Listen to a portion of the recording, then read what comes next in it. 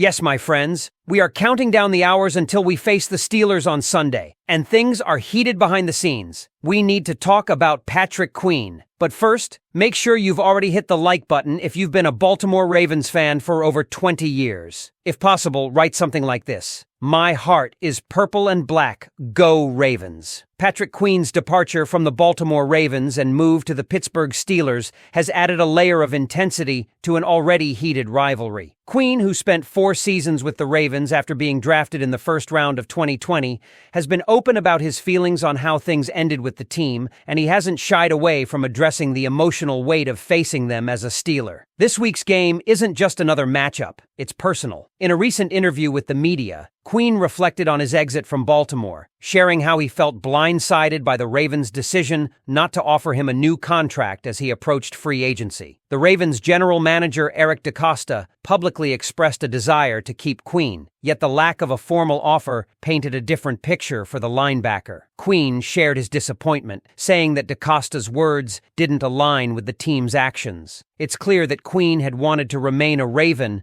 building on the chemistry he'd developed with his teammates, particularly alongside star linebacker Roquan Smith. However, when it became evident that Baltimore wasn't going to bring him back, Queen decided to look elsewhere, eventually landing in Pittsburgh. He stated that the Steelers' offer was the best among his options, making the transition from black and purple to black and gold feel like a natural fit. The decision not to retain Queen became clearer when the Ravens secured Smith with a $100 million contract, averaging $20 million per year. Bringing in Smith in 2022 was a signal that Baltimore was doubling down on their defense, with Smith as a cornerstone. While Smith's addition initially boosted Queen's performance and led to one of the league's most formidable linebacker duos, it also foreshadowed Queen's exit. Fans knew the writing was on the wall. The Ravens rarely invest heavily in multiple linebackers, and Queen's future seemed uncertain with Smith's arrival and his subsequent high-value contract. In this week's comments, Queen touched on his continued respect and camaraderie with former Ravens teammates, acknowledging the deep bonds formed over his 4 years in Baltimore. He remains well-liked among the Ravens fan base, and many fans still wish Baltimore had found a way to retain him. But as Queen moves forward with the Steelers, he seems motivated to prove a point, showing that he wasn't just a sidekick to Smith, but a player deserving of his own spotlight. Many Ravens fans still recall the early seasons when Queen struggled but gradually improved,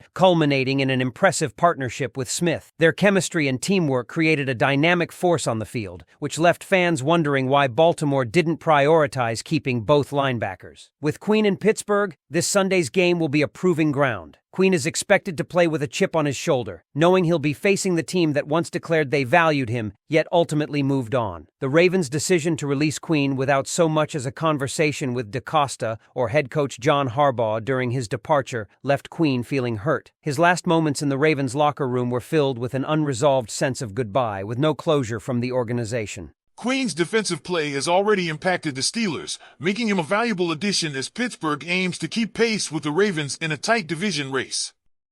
His presence on the field adds even more heat to a rivalry that's known for its physicality and intensity.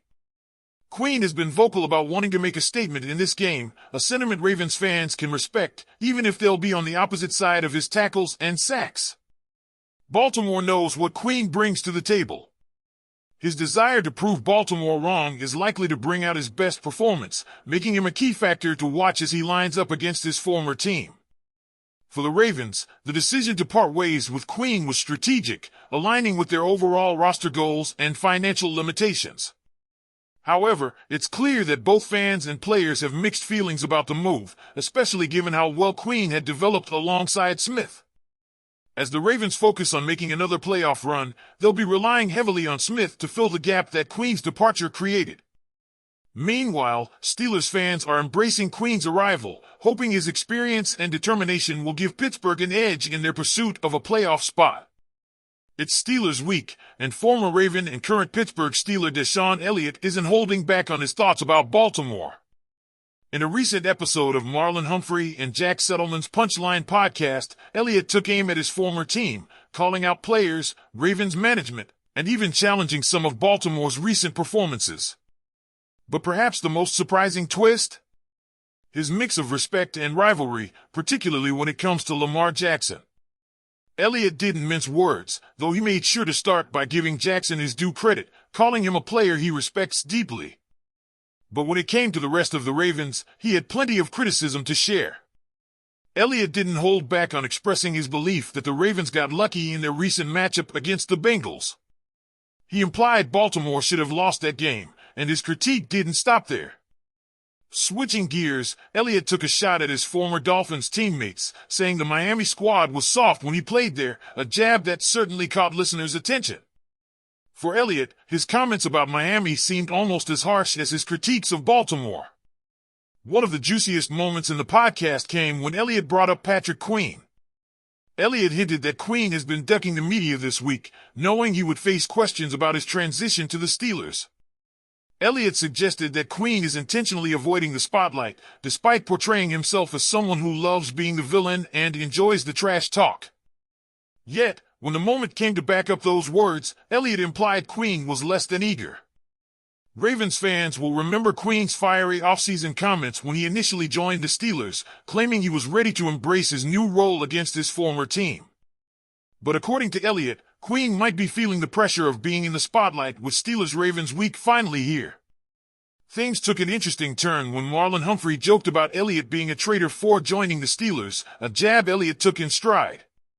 Elliott responded by sharing a moment of frustration, noting that the Ravens had the chance to re-sign him but opted for Marcus Williams instead. He didn't mention Williams by name, referring to him only as number 32, which raised eyebrows and led some fans to wonder if there was underlying tension. In Elliott's eyes, the Ravens have a habit of letting talented players go, a trend that he clearly finds frustrating. While Elliott seemed willing to acknowledge that his own injuries may have played a role in Baltimore's decision not to re-sign him, he still felt slighted by the team's approach. Injuries, he admitted, had sidelined him frequently during his Ravens career, and he believes that factored into the Ravens' decision to part ways. Elliott also had a few choice words about the Ravens' current defense, pointing out that while Baltimore leads the league in run defense, they're ranked far lower in pass defense. He questioned whether the Ravens are even getting enough sacks to justify their defensive strategy. It was a point that seemed to sting, considering Baltimore's historically strong defensive reputation. But in true Elliott fashion, he wasn't shy about saying what he thought, even if it might rile up a few Ravens fans. He didn't stop with the Ravens' defense either. Elliott also commented on the Ravens' wide receivers, including Rashad Bateman and rookie Zay Flowers. But in a subtle dig, he initially referred to Flowers by a nickname, J-Bug, and only later used his real name, which might leave fans wondering if Elliott was intentionally downplaying Baltimore's young playmaker. In a surprising move, Elliott even pointed out that he often hears people mention Flowers before Bateman, but he decided to reverse that order, a subtle hint, perhaps, at his opinion on Baltimore's receiver core. So, Ravens Nation, we want to hear from you. What do you make of Deshawn Elliott's recent comments about Baltimore? Are his criticisms valid, or is he just fueling the rivalry with some bold talk? Let us know your thoughts in the comments below, and get ready for what promises to be a thrilling showdown on Sunday.